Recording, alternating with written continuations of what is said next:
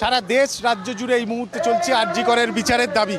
এই মুহূর্তে আমরা পেয়ে গেছি অভিনেতা নাট্য ব্যক্তিত্ব চন্দন সেনকে। আমরা কথা বলবো। চন্দনদা, আজকে শিক্ষক দিবস, আজকের দিনে এই পরিস্থিতিতে কি বার্তা হওয়া উচিত বলে আপনি মনে করেন?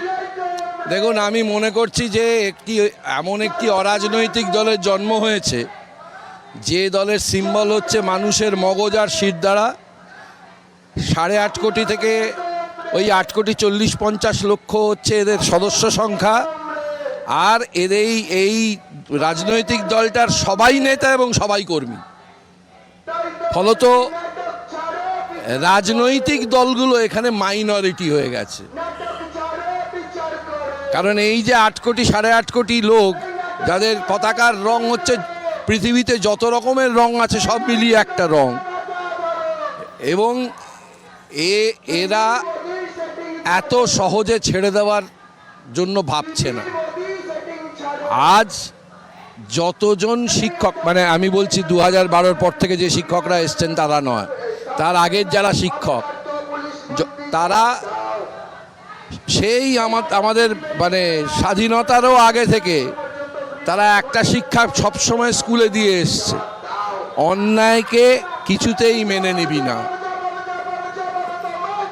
এই বিশাল যে অংশ, তারা কিন্তু সেই শিক্ষায় মানুষ হয়ে বড় হয়েছে। সুতরাং যেখানে বাচ্চাদের অভিভাবকরা রাস্তায় বেরিয়ে আসতে বাধ্য হয়, সেখান থেকে অন্তত প্রশাসনের বোঝা উচিত যে আর কোনো দেরি করা উচিত নয়। এখনই কারা খুন করেছে, কেন খুন করেছে, এর প্রত্যেকটা জিনিসকে উত্তর দেওয়া, এবং দিতেই হবে। কারা খুন করেছে এবং কেন খুন করেছে। খুনটা এমনি এমনি হয়নি, খুনের পেছনে একটা কারণ আছে। তা না হলে এত নৃশংসভাবে মারে না কেউ একটা মেয়েকে। এমনি মেরে দিতে পারতো। হয়তো আজকে না কালকে সকাল দেখলাম বারাসাতে একটা মেয়ের মাথা ফাঁক করে দিয়েছে ছেলেটা, ওই একবারই মেরেছে। এই রকম ভাবে কেউ মারে না।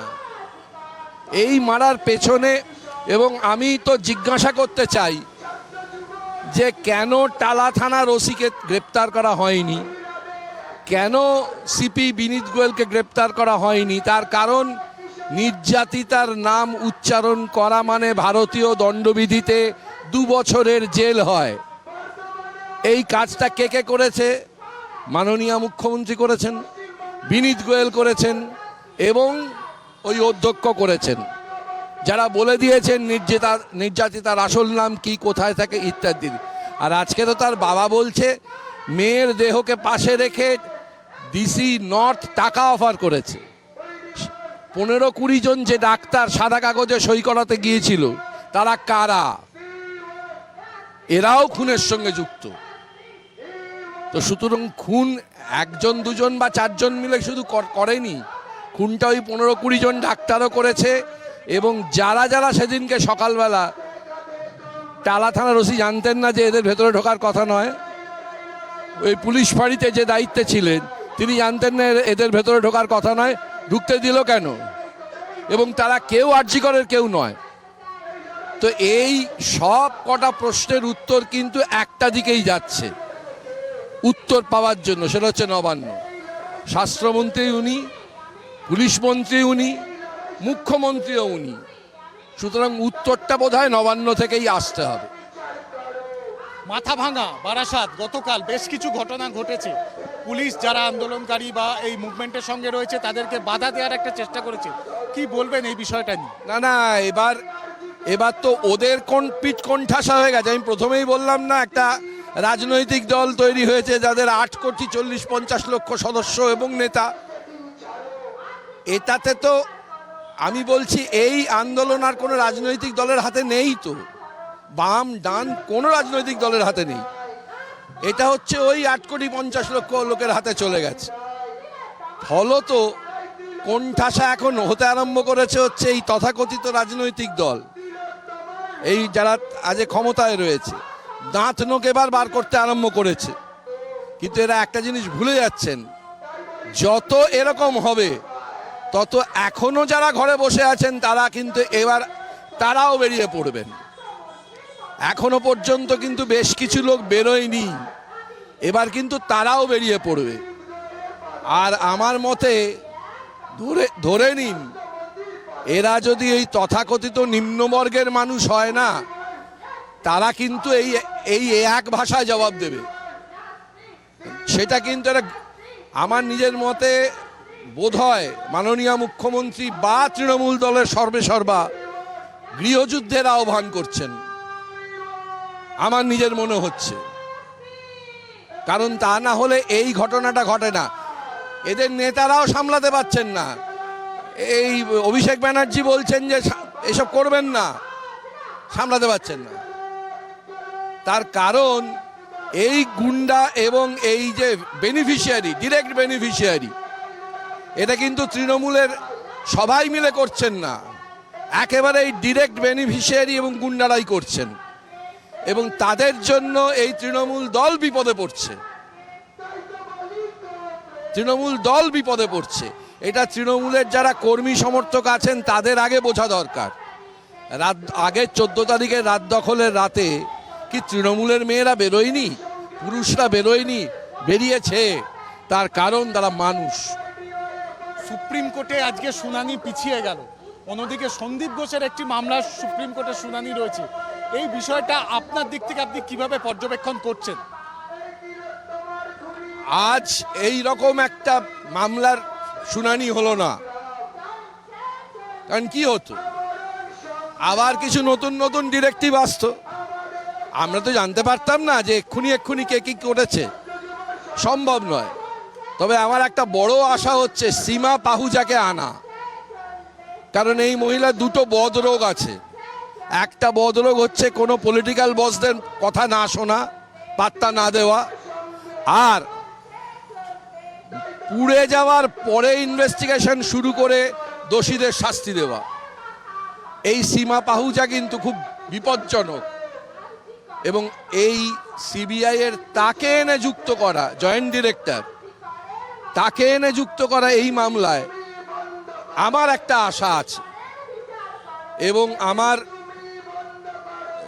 ধারণা যে এই খুনিরা এবং কেন খুন করেছে এটা এত সহজে পার পাবেন না, এবং যারা যারা সেদিনকে প্রমাণ লোপাটের চেষ্টা করেছে তারাও পার পাবে না, এবং যাদের নির্দেশে করেছে তারাও পার পাবেন না। আমার শেষ প্রশ্ন, গতকাল ঋতুপর্ণা সেনগুপ্ত বলেনি, একটা কথা বলেনি, আমাদের দেখতে হবে আগামীকাল ওই কেসটার শুনানি হয় কি না, তাহলে কিন্তু কিছু প্রশ্ন তৈরি হবেই, তাহলে কিন্তু কিছু প্রশ্ন তৈরি হবেই। তৈরি হতে পারে যে এই মামলাটা শোনা হলো না, পরের দিনের মামলাটা শোনা হলো। উনি গতকাল এসেছিলেন, আজকে শরীর খারাপ থাকতেই পারে, একটা মানুষ তো, কিন্তু কালকেও কি উনি সুস্থ হয়ে যাবেন এবং এই মামলাটা শুনবেন? কোন বেঞ্চে শোনা হবে?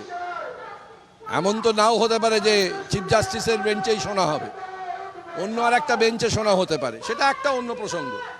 কিন্তু এই বেঞ্চে যদি শোনা হয় তাহলে সাধারণ মানুষের মনে একটা হতাশা তো তৈরি হবেই, এবং কিছু প্রশ্নও তৈরি হবে। মেয়াদ শেষ হয়ে যাওয়ারও একটা বিষয় রয়েছে বলে। হ্যাঁ, 10ই অক্টোবরের মধ্যে যদি এর আর দুটো শুনানি না হয়, তারপরের থেকে তো জাস্টিস চন্দ্রচূড় আর কোনো বড় মামলা শুনবেন না, আবার জাস্টিস খান্না আসবেন, তখন শোনা যাবে, সেটা নভেম্বরের পরে, 10ই নভেম্বরের পরে। আমার শেষ প্রশ্ন, চন্দনদা, গতকাল ঋতুপর্ণা সেনগুপ্ত তিনি আন্দোলনে যোগ দিতে এসেছিলেন, তাকে গো ব্যাক বলা হয়েছে, এই বিষয়টাকে আপনি কিভাবে দেখবেন? আমি যতদূর শুনেছি ওটা বেলগাছিয়ার দিকে যে মঞ্চটা হয়েছিল সেখানে হয়েছে। আমি সমর্থন করি না, আমি সমর্থন একদম করি না। আজকে তো আমি অপেক্ষা করে বসে আছি সেই কবির জন্য যিনি বলেছিলেন যে শিরদাঁড়ার তফাৎ, তিনিও যদি আজকে আসেন, আজকে জয় গোস্বামী যে ভাষায় লিখেছেন তার কবিতা, সেটা সারা বিশ্বের মানুষের কাছে অনুপ্রেরণা হবে। তাই আমি কি জয় গোস্বামীকে আমাকে গ্রহণ করব না? জয় গোস্বামীকেই তো গ্রহণ করব। সুতরাং ঋতু পারত তার নিজের এলাকায় থাকতে, কিন্তু তার মনে হয়েছে সে এখানে আসবে। এখন মানে এটা একটা শুনতে অদ্ভুত লাগতে পারে,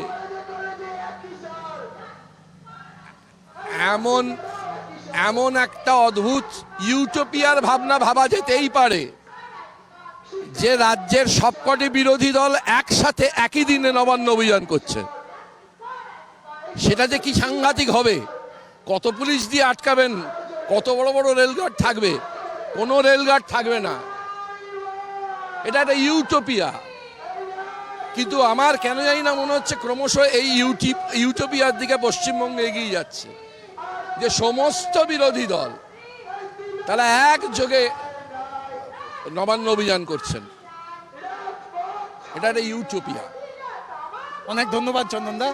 আমরা কথা বললাম অভিনেতা এবং নাট্য ব্যক্তিত্ব চন্দন সেনের সঙ্গে, এবং তার যেটা বক্তব্য যে এই মুহূর্তে দাঁড়িয়ে এটা কোনো রাজনৈতিক দলের আন্দোলন নয়, বরং নতুন এমন একটা রাজনৈতিক দলের জন্ম হয়েছে যে দলটি হয়তো অরাজনৈতিক, এমন তার লক্ষ লক্ষ তার সমর্থক রয়েছে, এবং যারা সবাই মিলে চাইছেন এই আরজি করে নির্যাতিতা তার বিচার।